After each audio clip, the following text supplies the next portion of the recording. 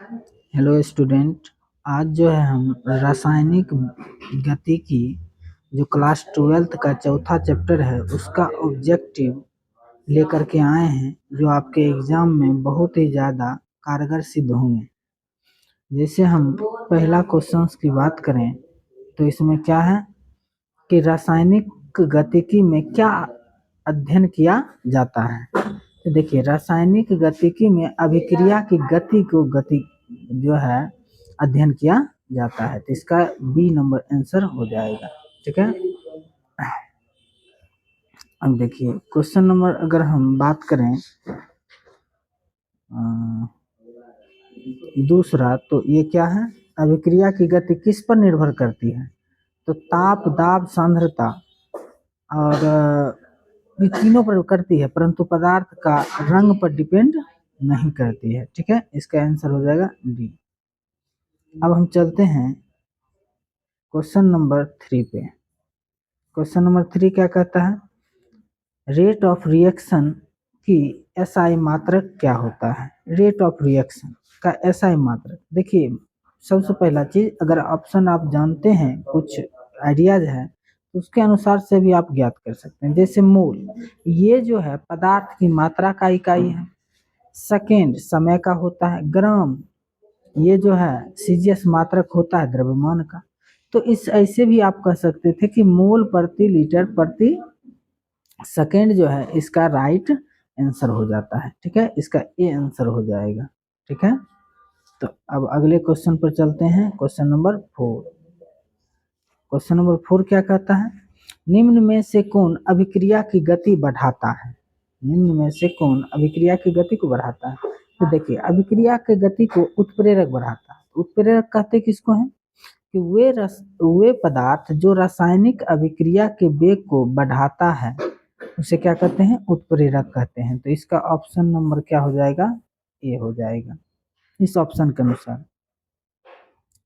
अब चलते हैं हम क्वेश्चन नंबर 5 पे। क्वेश्चन नंबर 5 क्या कहता है, कहता है अभिक्रिया, शून्य कोटि अभिक्रिया में दर किस पर निर्भर करती है। तो देखिए, तो शून्य अभिक्रिया में दर जो होता है, रेट जो होता है, रेट इक्वल टू फॉर्मूला होता है माइनस डी ए बटे डी टी। ठीक है, डी ए बटे डी टी। तो डी ए क्या है, डी ए है अभिकारक की सांद्रता में परिवर्तन बटे समय में परिवर्तन। ये रेट का फॉर्मूला होता है। तो इसमें जो है देखिए, सांद्रता पर तो डिपेंड करेगी ही करेगी।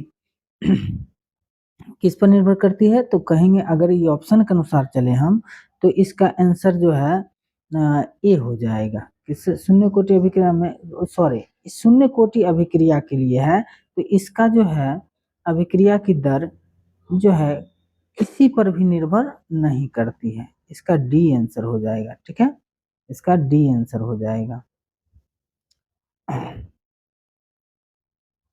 ऐसा इसका देखिए क्यों हुआ, इसका भी अगर हम आंसर दें आपको, तो देखिए अभिक्रिया की दर जो होती है शून्य कोटि में, आर इक्वल टू जो होता है वो क्या होता है, जैसे माइनस डी ए बटे डी टी। ये जो होता है, यहाँ जो सांद्रता होता है, एक कोटि कितना होता है, शून्य होता है, इसीलिए इसका वैल्यू 1 हो जाता है। और यहाँ पर जो है किसी भी सांद्रता पर ये निर्भर नहीं करती है। ठीक है, तो इस तरह से जो है इसका आंसर हो जाएगा कोई नहीं। अब हम चलते हैं छठे क्वेश्चन की ओर। तो ये क्या है, ये है प्रथम कोटि अभिक्रिया की इकाई क्या है। मोस्ट इंपॉर्टेंट क्वेश्चन जो एग्जाम में पूछे जाते हैं।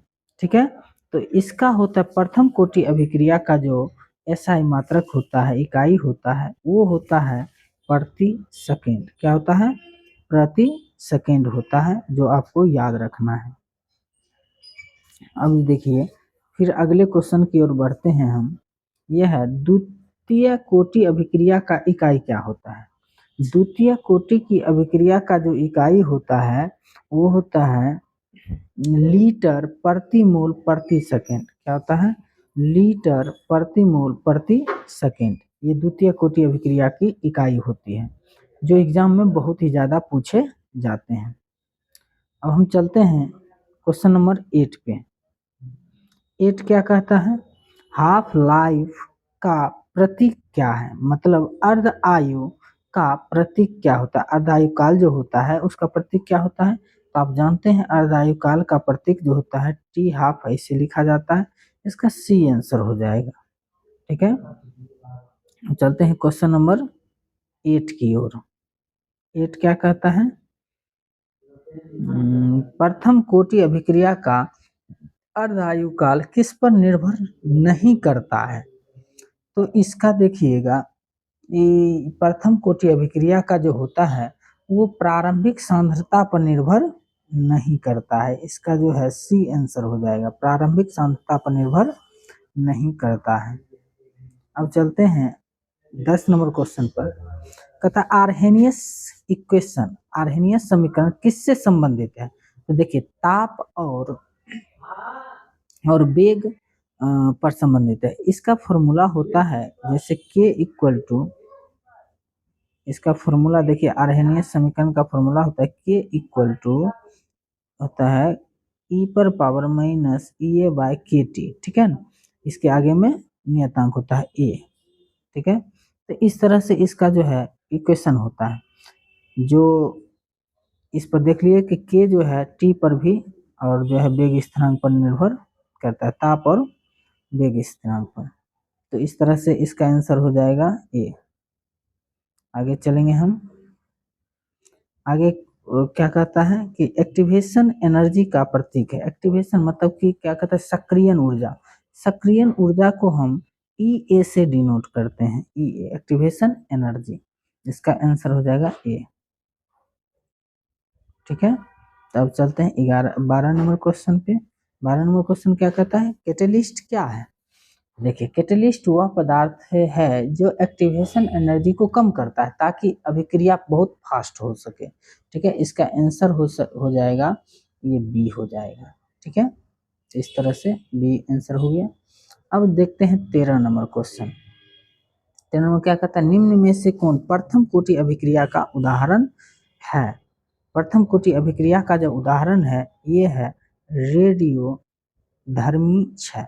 क्या है? रेडियो धर्मी क्षय। इसका आंसर हो जाएगा ए। आगे चलेंगे हम। अब देखते हैं कि रिएक्शन रेट मतलब अभिक्रिया दर जो है अधिकतम कब होती है? तो देखिए प्रारंभ में बहुत ज्यादा होती है, फिर धीरे धीरे अभिक्रिया की दर क्या हो जाती है? कम होने लगती है। तो सबसे अधिक जो होता है कब होता है? तो प्रारंभ में होता है। ठीक है, तो इसका ये आंसर हो जाएगा। अब है 15 नंबर क्वेश्चन। ये कहता है अभिक्रिया की गति बढ़ाने के लिए क्या किया जाता है? अभिक्रिया की गति को बढ़ाने के लिए सांद्रता को बढ़ाना पड़ता है। देखिए जितना ज्यादा सांद्रता बढ़ेगा उतना ज्यादा जो है अभिक्रिया की दरें बढ़ेगी, अभिक्रिया की गति बढ़ेगी। ठीक है, इसका बी आंसर हो जाएगा। अब हम चलते हैं 16 की ओर। 16 क्या कहता है कि मॉलिक्यूलरिटी हमेशा होती है, मॉलिक्यूलरिटी जो होती है हमेशा पूर्णांक में होती है। आणविकता जो होती है वो हमेशा क्या होती है? पूर्णांक में होती है। आणविकता जो होती है हमेशा पूर्णांक में होती है। इस तरह से बी जो है इसका राइट आंसर हो जाएगा। अब हम चलते हैं 17 नंबर क्वेश्चन की ओर। 17 क्या कहता है? कहता है किसी एलिमेंट्री रिएक्शन की मॉलिक्यूलरिटी होती है, किसी भी जो तात्विक अभिक्रिया होती है उसकी आणविकता क्या होती है? तो इसका जो है ऑप्शन आप दे सकते हैं कि आणविकता जो है हमेशा जो है 1 होती है। एलिमेंट्री रिएक्शन का क्या होता है? हमेशा जो है 1 होता है। इसका 1 आंसर हो जाएगा बी। अब देखिए अगला देखते हैं रेट लॉ किससे निर्धारित होती है? तो रेट लॉ जो है मतलब दर नियम जो है किससे निर्धारित होती है? तो प्रयोग द्वारा निर्धारित होती है। किसके द्वारा?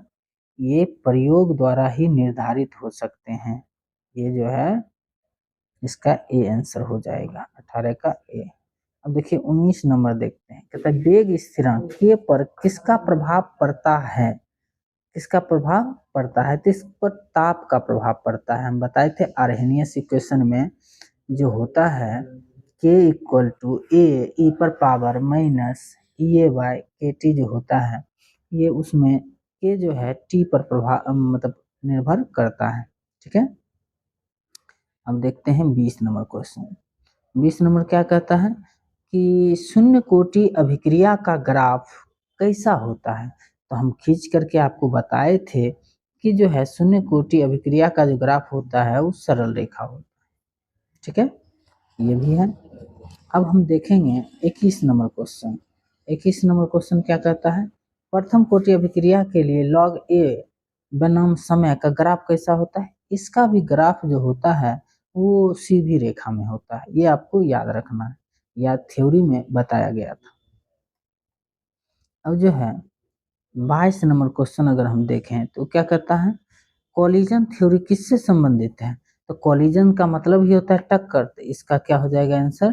टक्कर हो जाएगा, आंसर इसका ये हो जाएगा। ठीक है, अब देखते हैं 23 नंबर क्वेश्चन।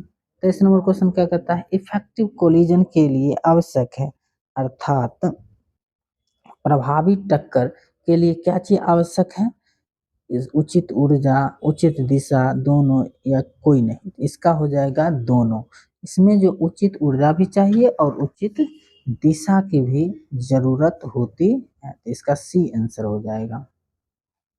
अब हम चलते हैं 24 नंबर क्वेश्चन पे। 24 नंबर क्वेश्चन कहता है कैटलिस्ट अभिक्रिया में उपभोग हो जाता है, नष्ट हो जाता है, अंत में अपरिवर्तित रहता है और गैस में। हम बताए थे कैटलिस्ट वह पदार्थ है जो रासायनिक अभिक्रिया के दर को बढ़ाता है या घटाता है या अपरिवर्तित रहता है, लेकिन रासायनिक अभिक्रिया में उसका कोई मतलब विनाश नहीं होता है, तो ये अंत में क्या रहता है? अपरिवर्तित रहता है। अंत में क्या रहता है? अपरिवर्तित रहता है।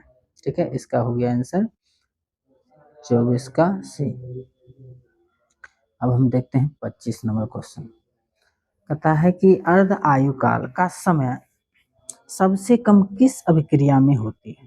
तो देखिएगा कि अर्ध आयुकाल मतलब कि वह समय जितने में अभिकारक की सांद्रता प्रारंभिक सांद्रता से आधे बचती है, अर्थात तेजी से अभिक्रिया होगी तो हाफ लाइफ टाइम बहुत कम होगा, इसलिए इसका आंसर हो जाएगा आपका तेज अभिक्रिया। क्या होगा?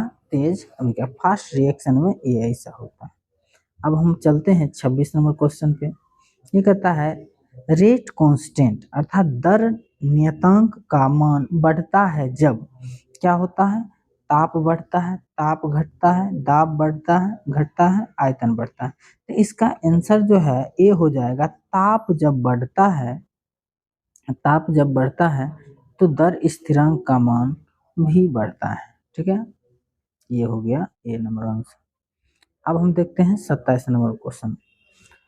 कहता है इंटीग्रेटेड रेट इक्वेशन किससे संबंधित है? समाकलनिक दर दर समीकरण किससे संबंधित है? तो समय और सांद्रता, दाब और ताप, ऊर्जा और कार्य, आयतन और दाब। तो इसमें इसका आंसर हो जाएगा ए, जो है समय और सांद्रता पर निर्भर करता है। ठीक है, ये हो गया आपका 27। अब देखते हैं 28 नंबर क्वेश्चन। कहता है स्लोएस्ट स्टेप कहलाती है, मतलब सबसे धीमा स्टेप क्या होता है? तो कहता है कि फास्ट स्टेप होता है, रेट डिटरमाइनिंग स्टेप होता है। सीधा देखिए, जितना ज़्यादा स्लो रिएक्शन होगा उतना ज़्यादा हम उसके दर को ज्ञात कर सकते हैं, इसलिए इसका आंसर जो हो जाएगा अपना बी हो जाएगा। क्या हो जाएगा? बी हो जाएगा। अब देखते हैं 29 नंबर क्वेश्चन। कहता है किसी अभिक्रिया का ऑर्डर हो सकता है। तो देखिए अभिक्रिया का ऑर्डर जो अभिक्रिया की कोटि जो होती है वो क्या क्या हो सकती है? भिन्न हो सकता है, शून्य हो सकता है, पूर्णांक, उपयुक्त में सभी हो सकते हैं। शून्य भी होता है, पूर्णांक भी होता है, भिन्न भी होता है। इसका सभी आंसर सही हो जाएंगे। अब देखते हैं 30 नंबर क्वेश्चन। ये क्या कहता है? केमिकल काइनेमेटिक्स का उपयोग होता है उद्योग में, औषधि निर्माण में, खाद्य संस्करण में, उपयुक्त में सभी। इसका भी आंसर जो है सभी हो जाएंगे। ठीक है, इस तरह से ये जो 30 क्वेश्चंस हैं बहुत ही इम्पोर्टेंट है, जो हमारे आने वाले एग्जाम में पूछे जाएंगे। तो आशा करते हैं ये सभी क्वेश्चन समझ में आए होंगे। आप इसका प्रैक्टिस करें और ऐसे ऐसे वीडियो के लिए मेरे चैनल को जो है सब्सक्राइब करें, ताकि हर एक चैप्टर का एमसीक्यू जो संभावित हैं वो सभी बताए जाएंगे। ठीक है, तो धन्यवाद।